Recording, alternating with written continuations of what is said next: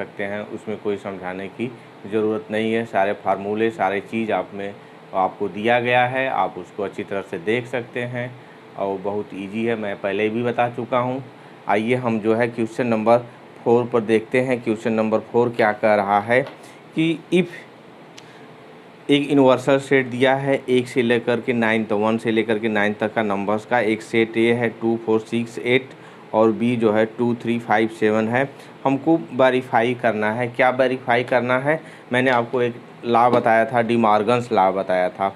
उस D Morgan's law को, यानी कि ए यूनियन बी डैश का कम्प्लीमेंट जो होता है वह ए के कम्प्लीमेंट इंटरसेक्शन बी के कम्प्लीमेंट के इक्वल होता है, और यह इंटरसेक्शन का कम्प्लीमेंट जो होता है वह ए डैश के और बी डैश के इन्वर्स के क्या कहते हैं यूनियन के वह इक्वल होता है। तो आइए इसको वेरीफाई करना है विद दिस एग्जांपल्स।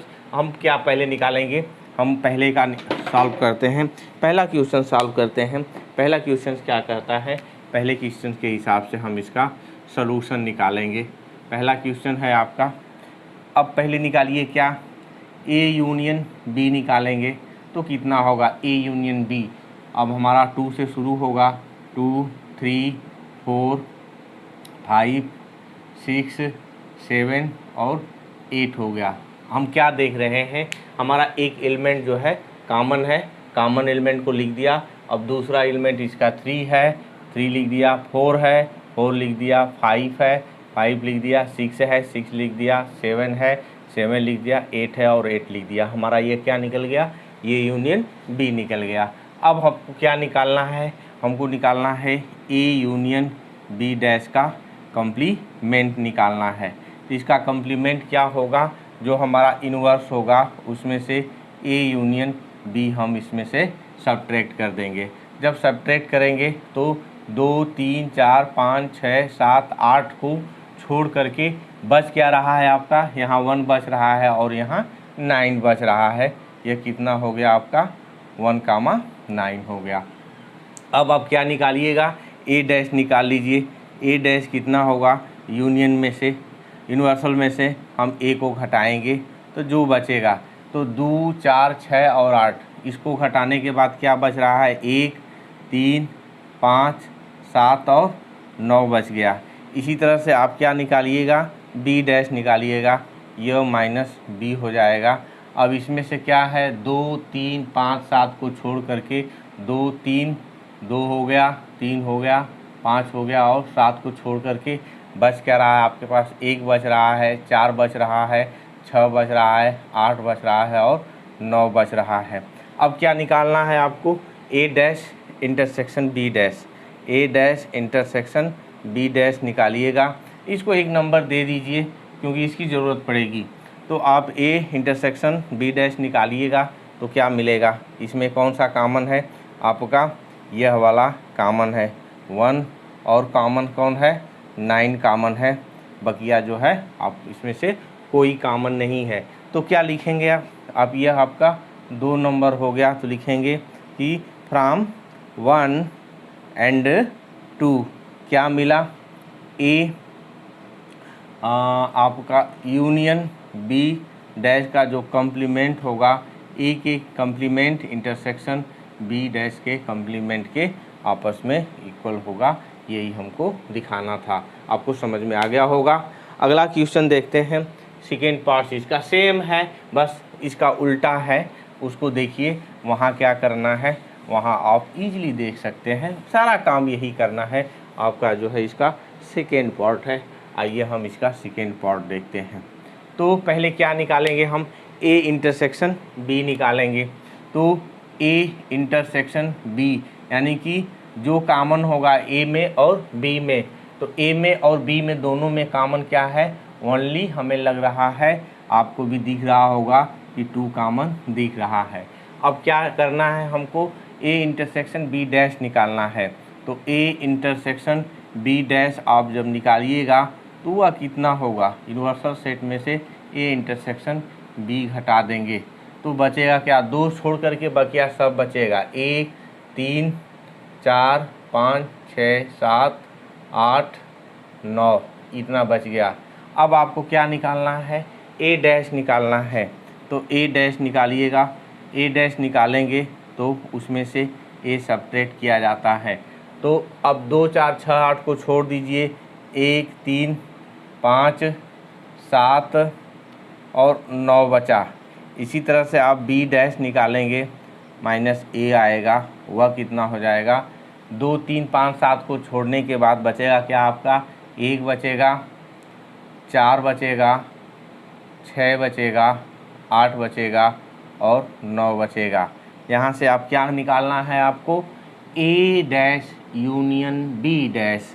तो ए डैश यूनियन बी डैश निकालिएगा तो क्या क्या बचेगा आपका, 1 बचेगा, यहाँ से 3 आएगा, 4 आएगा, 5 6 7 8 और 9 हो गया।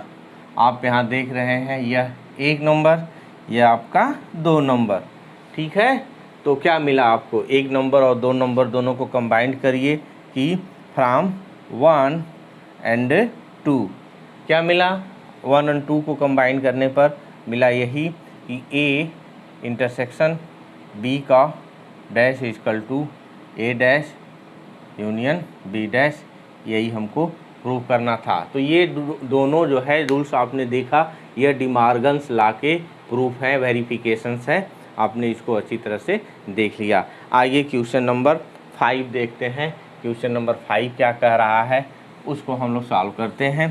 क्वेश्चन नंबर 5 जो है वेन डायग्राम बनाना है, जो रूल्स आपने पीछे देखा उसी का वेन डायग्राम है। कहने का क्या मतलब है, जो हम डिमार्गन्स लॉ पढ़े थे उस डिमार्गन्स लॉ का ही यह जो है एप्लीकेशंस है। पहला है किसका बनाना है आपको Venn diagram, draw appropriate Venn diagram किसका, for each of the following. तो क्या है आपका A union B dash, A union B, यह डिमार्गन्स लॉ है। अब डिमार्गन्स लॉ आपके दिमाग में रहेगा तो आप उसको बना सकते हैं ईजिली। तो पहले इसका बनाने के लिए मैं आपको इसका पहले बना के दिखाता हूँ, ए यूनियन बी का कैसे बनता था। आप आइए पहले उसको देखते हैं, ए यूनियन बी के डायग्राम को देखते हैं। तो अब यह आपका यूनिवर्स हो गया, यहाँ यूनिवर्स लिखते हैं। अब क्या लिखेंगे, एक सेट ए लिखेंगे और दूसरा सेट हम क्या लिखेंगे, बी लिखेंगे। और आपका यह ए सेट हो गया और दूसरा सेट क्या हो गया आपका, यह जो है बी हो गया। तो जो ए यूनियन बी क्या लिखा जाता था, पहले मैं यहाँ आपको ए यूनियन बी के विषय में बता रहा हूँ। तो जितने भी कॉमन एलिमेंट थे इसमें लिखे जाते थे और बकिया सबको क्या किया जाता था, कलर कर दिया जाता था। इसके एलिमेंट इसमें और इसके एलिमेंट जो है इसमें लिखे जाते थे। आपका ए हो गया और बी हो गया। लेकिन अब जितने भी हमारे एलिमेंट्स लिखे जाएंगे इनके और ये नहीं, ए यूनियन बी में क्या होता है, सारे एलिमेंट्स आएंगे ए और बी के जो कॉमन के साथ साथ, बट डैश जब लग जाएगा कॉम्प्लीमेंट की बात आएगी, यानी कि इनके सारे एलिमेंट्स को छोड़ करके बकिया जो बच रहे हैं, कौन बच रहा है उसी को हम क्या करेंगे, इस तरह से रंग देंगे। यही क्या बताएगा आपका complement of A union B dash, यही जो है सारे यह जो क्या बता रहा है, यह आपका ए यूनियन बी डैश का कॉम्प्लीमेंट बता रहा है। क्लियर हो गया। आइए अब दूसरा क्वेश्चन देखते हैं। दूसरा क्वेश्चन है क्या एक्चुअल में, इसका दूसरा क्वेश्चन यही है कि ए डैश इंटरसेक्शन बी डैश निकालना है। तो रियल में है क्या, अभी आपने डिमार्गन्स लॉ के हिसाब से देखा था, डिमार्गन्स लॉ के हिसाब से क्या आपने देखा था कि ए यूनियन बी डैश का जो कॉम्प्लीमेंट होता है वह ए डैश इंटरसेक्शन बी डैश के कॉम्प्लीमेंट के इक्वल होता है वही चीज़, केवल इसका नाम चेंज किया हुआ है। तो इसका भी वेन डायग्राम क्या होगा, यही वाला बनेगा जो इसका है ए यूनियन, ये क्योंकि यह क्या डिमार्गन्स लॉ है, यह दोनों चीज़ आपस में क्या होंगी, इक्वल होंगी। तो जो इसका डायग्राम होगा वह डायग्राम इसका भी होगा। आइए हम तीसरा पार्ट्स इसका देखते हैं। तीसरा पार्ट्स क्या कह रहा है, तो तीसरा पार्ट्स में थोड़ा सा इसका उल्टा है, जो दूसरा लॉ है डिमार्गन्स लॉ का वही कह रहा है। क्या है डिमार्गन्स लॉ का तीसरा पार्ट, इस जो है क्वेश्चंस है, यह दे रहा है कि ए इंटरसेक्शन बी का कॉम्प्लीमेंट, ए इंटरसेक्शन बी का कॉम्प्लीमेंट निकालना है। तो पहले हम डायग्राम बनाते हैं, वेन डायग्राम। ये आपका वेन डायग्राम का यूनिवर्सल सेट हो गया। अब आपके दो सेट हैं, एक सेट आपका क्या है, ए है, और दूसरा सेट बी है, यह इस तरह से, और इनका इंटरसेक्शन हम लोग ऐसे निकालते थे, यह ए हो गया और बी हो गया। तो इंटरसेक्शन में क्या होता था, आप इंटरसेक्शन में यही देखते थे कि जो दोनों में कॉमन रहेगा उसी को हम लोग कलर कर देते थे।